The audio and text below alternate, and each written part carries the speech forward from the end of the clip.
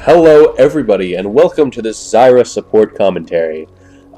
This was kind of a game where I just decided to try out Zyra support and see if it was any good. I had, as you guys may have remembered, I had actually used Nami against Zyra support, who in my opinion is a fairly solid counter to her because of the fact that with Zyra, one of the most important things to do with her is whittle down your opponent with your little, seedling plant things, and disable them and just murder their faces. You can do this pretty simply. It's basically like having another AD carry in the lane, except with hard crowd control. Especially early to mid game, where she's at her strongest. I like her at most at mid game though, because of the fact that she can control a lot of objectives really, really easily. Let's go ahead and fast forward into the gameplay here. I do want to kind of explain what my itemization choices were here and what my goal was at this point. We knew that they were probably at blue, and since Scone Thief is a fucking man when he plays Volibear, yes, like right now Scone Thief's really enjoying Volibear. He just goes man mode all the time, so he wants to be able to go man mode as quickly as possible, so he's going to go ahead and steal their red buff. Unfortunately, Jax is going to anticipate that Scone Thief took his red buff, and he's going to go ahead and take Scone Thief. I go ahead and give them a little bit of assistance here. I want to make sure that Scone Thief has enough health to stay in the jungle for even longer. He gets to save Smite, so that means that he can control his blue buff as quickly as possible, meaning that he can gank pretty early on. I go ahead and start with my bind because I want to make sure that if Leona gets aggressive too early, Zyra can go ahead and kind of like cock block the Ezreal. One of the things that Zyra is really... The characters that Zyra is really good against is melee opponents. She's kind of like... The best way I can describe her is like what would happen if Heimerdinger met Janna, because their role... I mean, she has Janna's roles and kind of Janna's peel and protection, but Heimerdinger's damage and capability for strong harass. So one of the things Zyra is very good at is really pestering the shit out of melee opponents. See right there, I can go ahead and poke a little bit at Leona without any retaliation from Ezreal, because he's going to be focused on killing the plant. He's not going to be focused on killing my AD carry Misfortune. He's going to be more focused on like poking her, poking us. He's not going to get into a full-on engage unless Leona does the say-so. Leona is a very AD carry reliant support, so the best thing I can do against Leona is do everything in my power to keep Leona from wanting to go in. And the best way to do that is to make sure that she's at really low health. As you're going to see pretty soon here, we really stymie her aggression very effectively in this lane. Unless the only times we weren't really able to is when Jax came down to gank us. So I'm going ahead and warding keep areas. This is about the time where Jax starts to really start ganking really effectively. Sorry guys, a little bit of hay fever coming in here. That's why you're going to hear me sniff a bit in this. So kind of work with me here. Anyway, yeah, I'm just gonna, like, they're not doing anything, and Misfortune's just poking at them and farming up. So Leona can't safely go in, and again, Misfortune's just poking them harder than Ezreal can poke us. So I'm level 4 now. This is really where the pain starts coming in, because I have both types of my plants. And we got a lot of damage going in on Leona there. The primary reasoning for that, though, is the fact that I exhausted her, and my ranged plant was still doing damage to her at the same time that Misfortune was. So I just basically effectively added damage to Misfortune's trade there. And we went ahead and finished her off. And we do a lot of damage on Ezreal. He is really not safe to stay in, because look, he was at about like 3/4 health, now he's practically at none. We can't really go in and kill him right now, but what we can do is we can kind of keep him around. Anyway, Leona's back. I go ahead and tell Misfortune to kind of be, because Leona's around. Well, I don't say that, but I do say that in chat. I'm like, B, Misfortune's back, and she's got more items. So, she's gonna want to pay you back for what you did, for killing her so early. I think he just wanted level 5 or level 6, and he wanted both of us to hit it. So, that was primarily his reasoning for staying in the lane for a little longer, but he's and it's not very safe for him to go in this early. Then again, I think he also knew that Ezreal wasn't going to try to attack him or anything, because if he did, then Ezreal would just kill him. Now, you guys are probably thinking, wow, this Leona's really bad. Leona hasn't gone in on me at all. I've gone in on you at all as Zyra. She's doing something wrong. I think one of the primary reasons for that is the fact that they were probably duo queuing, and Ezreal didn't feel comfortable going in on a Zyra Misfortune. I think that if they did, at like level 4 or level 5, they could have gotten something out of it. But before that, when Leona didn't have her full combo or her W, she couldn't really effectively zone any of us, and well, at this point, I probably would have tried something by now. But if the Zyra was good, which in my case, this was my first game as Zyra, like Zyra support. And sorry if I mispronounced Zyra, Zyra. It means the same thing. I just sometimes say Zyra instead. So anyway, Leona tries to go in on this. I realize that they're going in on it, and I'm like, no, Ezreal, get out of here. And yeah, now he's really low. And he paid, Misfortune burned her flash, but Ezreal, I mean, he still has his flash, but one of the things that he can't really do right now is full-on fight both of us. I should have been in the lane earlier on, because then Misfortune would have been able to save her flash, like, for more emergency situations.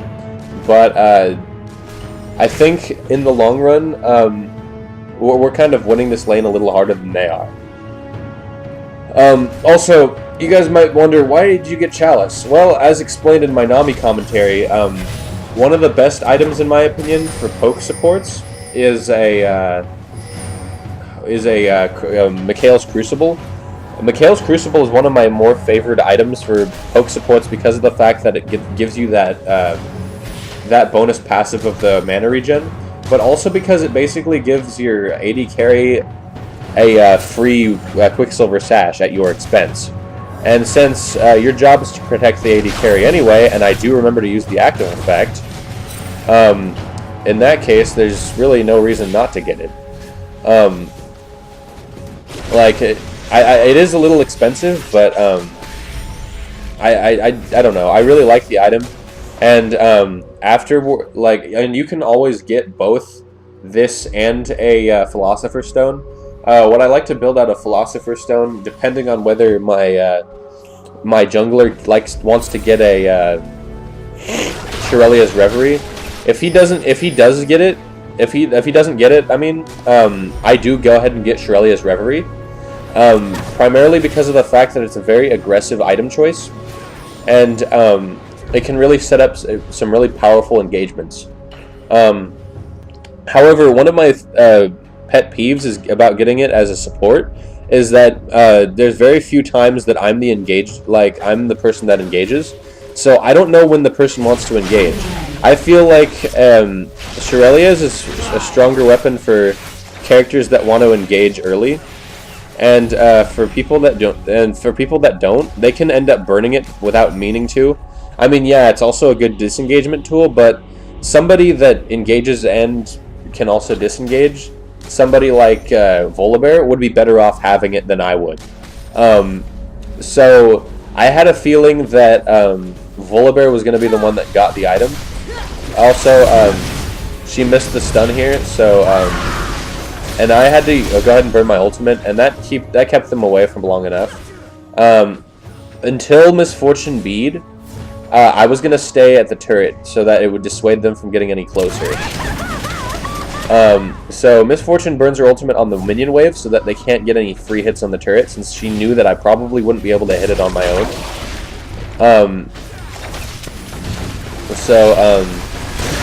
Right here, I'm doing a pretty good job of holding them alone. And Jax wanted to go in on Misfortune, but Misfortune wasn't dumb. She wasn't just going to walk into Jax and get stunned. This Misfortune's actually very, very skilled. And one of the other things is that Misfortune players that I have usually come duo laned with are very, very experienced, and it's very de-stressing whenever you don't have an AD carry that doesn't know what they're doing. So I go ahead and get my boots. I could have gotten a cloth armor as well, but I don't want to get greedy, and I want us to be safe. So I went ahead and got a vision ward for the inevitable dragon, and 3 sight wards. One of the most important things to do as support, or any character in particular, is never get greedy. Never get greedy for items, especially if you're trying to do something in particular, because usually whenever you're trying to kill a laner or kill someone, or do whatever you want to do, usually when you're trying to kill somebody, it's to get their tower. Never forget that in this game. When you're trying to, in this game, the object of the game is to kill the Nexus, and the only way to do that is to kill turrets, and usually the reason why you kill someone is so that you can kill the turrets. A lot of pro teams kind of forget this, and after they kill somebody, they don't do anything with it. So, naturally, those teams kind of lose.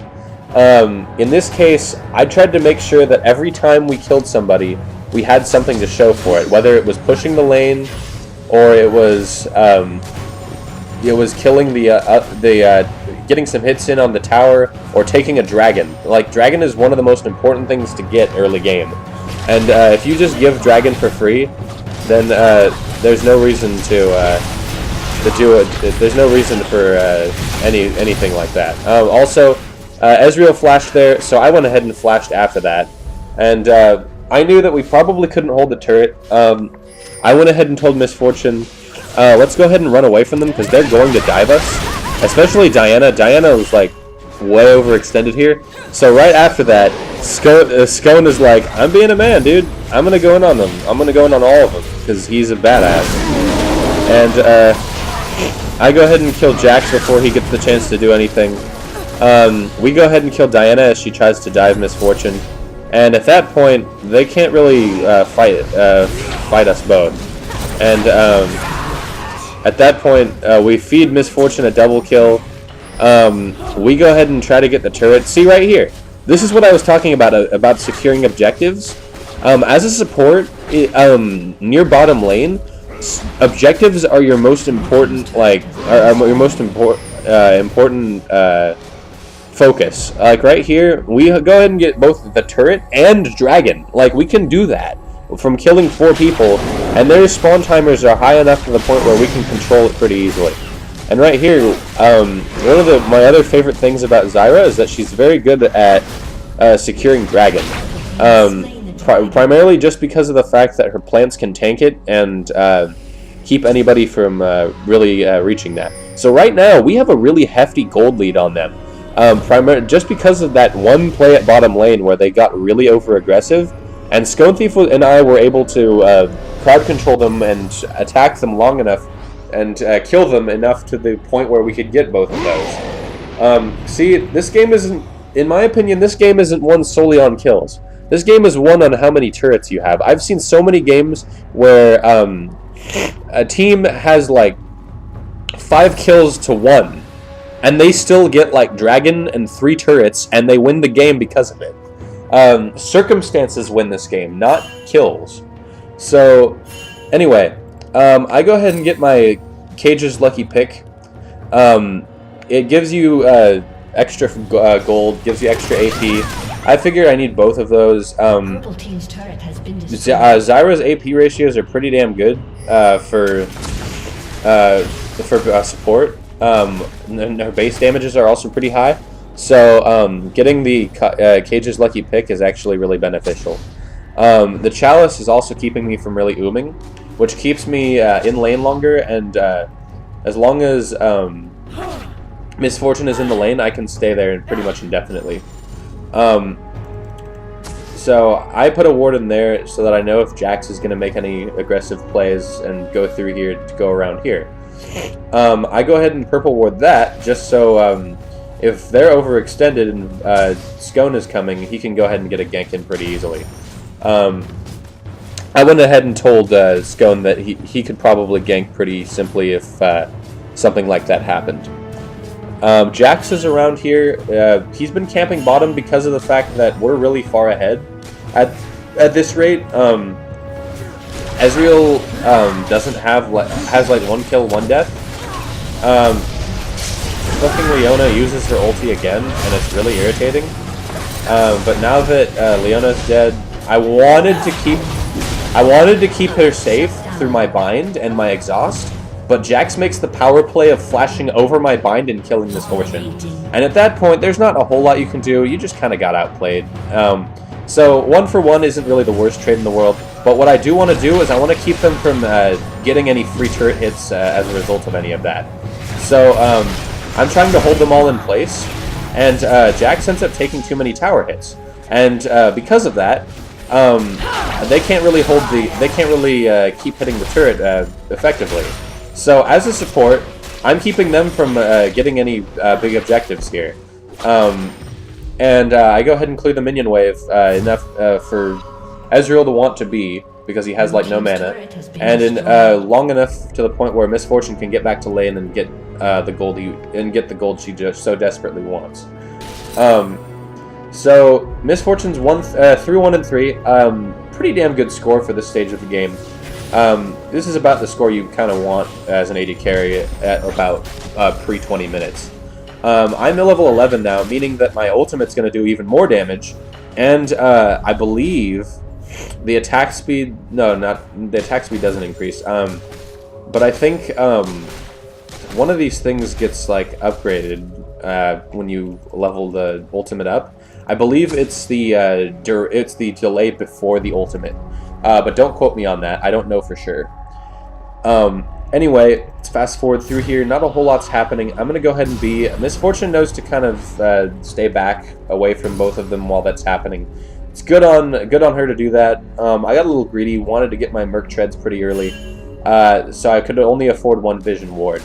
I wanted to get a Vision Ward here primarily just because of the reason that Dragon's going to be up pretty soon. Diana's coming again, and... I'm not a huge fan of that. Scone keeps 2v1ing them like a boss, but we're coming in here. This Nidalee is very dead. We go ahead and flash after the Diana. Well, actually, Kale flashes after the Diana, and we're getting into a little tussle in the jungle here. Diana's very good at jungle engagements, primarily because of the fact that her ultimate is really large. So. Anyway, I go ahead and try to ult as many people as possible, just so they're disabled that much more. Well, disabled even longer. The knockup is really powerful if it's on like everybody, so I went ahead and did that so that our casualties were minimized. Actually, we had no casualties there, so. We're getting to the point where we're getting snowballed out of control. We're almost 10,000 gold ahead, and we're getting another dragon, so there's not a whole lot they can do here. We go ahead and try to catch the Nidalee, but we forget that she's Nidalee. So we're probably not going to get her.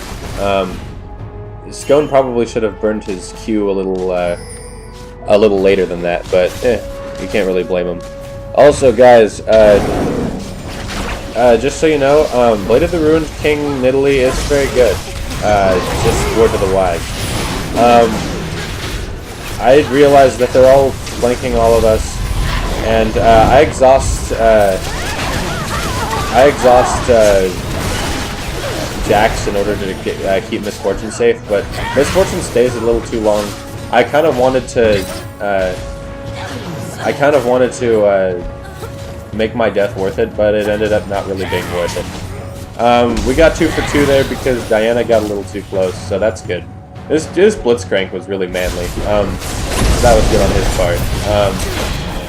Unfortunately, Jax didn't get to stay in the turret long enough to the point of dying, so... well, in any case, I'm back up. I have my mana manipulator for my incoming Mikael's Crucible. I do this primarily because of the fact that they have a lot of crowd control that they're probably going to use on Misfortune. So if I can get her out of that, then we pretty much win, because she's really far ahead. Scone's really far ahead. Like, he's got 8 kills. He's legendary at this stage of the game. This kind of happens with his Volibear, because he's really, really manly when he plays Volibear, and I'm kind of homosexually attracted to him. Actually, no, just... yeah. Anyway. Let's get this show on the road. Fast forwarding through all this still. Scone's being a man again, 1v3ing the whole team, not really giving a shit. He's Volibear. He's got a Randuin's at like 20 minutes. So, yeah. We're pretty damn snowballed. Zyra is another one of those snowballing supports. I don't know if I talked about Thresh. One of the things I want to do, I think this weekend, is talk about the strengths of certain... all the supports and how why they're strong and how they're strong. I do want to, and I also do want to talk about like their downsides and what they can and can't do. I feel like I'm not by no means a high ELO player. I'm not gonna go ahead and say like I have like, man, I'm like the best support in the world, like some Reginald-esque characters we have. However, what I am gonna do is I'm going to talk about what's it called? I do know my supports well enough to the point where my ELO in my mind doesn't really matter a whole lot. I mean, I think with enough work I could probably get up to like gold, or I hazard to say platinum. I don't think I could though, primarily because of the fact that there are a lot of people that are better than me. But what I will say is that I have enough experience with supports to make these general statements about how strong they are in certain characteristics. Zyra is strong against melee characters. She has the seeds and the, well, cock-blocking power to keep anybody from really doing much against her AD carry while dishing out a whole lot of damage in the meantime. She can slow... One of my favorite things to do is use my grasping roots to root people in place for free kills as the AD carry, and to peel them off of... peel bruisers off of them. And then my allied bruisers can go ahead and completely slaughter them in the meantime while they're just a free kill in the middle of our team. On top of, to add insult to injury, her passive on her W gives 20% cooldown reduction when you max the first, when you max the second.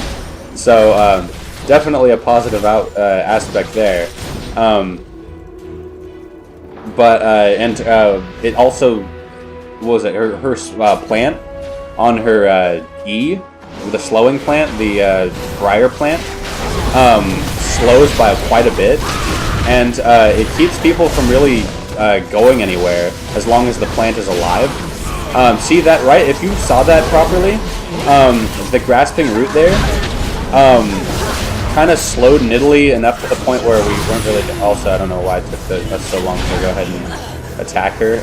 But anyway, in any case, that plant right there in the middle of the team fight was enough to the point where it's functionally a wall to anybody that tries to get through it, and they get slowed all throughout. That was, believe it or not, that was actually a big reason why we won that team fight. And the ultimate that followed it made it so that people that were slowed were then stunned, and really couldn't move at all while getting dealt that damage with the Grasping Root. Well, not the Grasping Root, the Briar Plant. So, it's about, it's almost GG here. They realize that they can't really fight us with a fed Volibear like this. Blitzcrank is too manly for everybody. Scone is just a fucking man. That's all I can say. Is just he's a man. He's manly. He's a man. And Misfortune just murders everybody. So that's GG. That's GG WP. Blah blah blah. Go ahead and like, subscribe, do whatever you wanted to do with this video, and I'll talk to you guys later. See ya.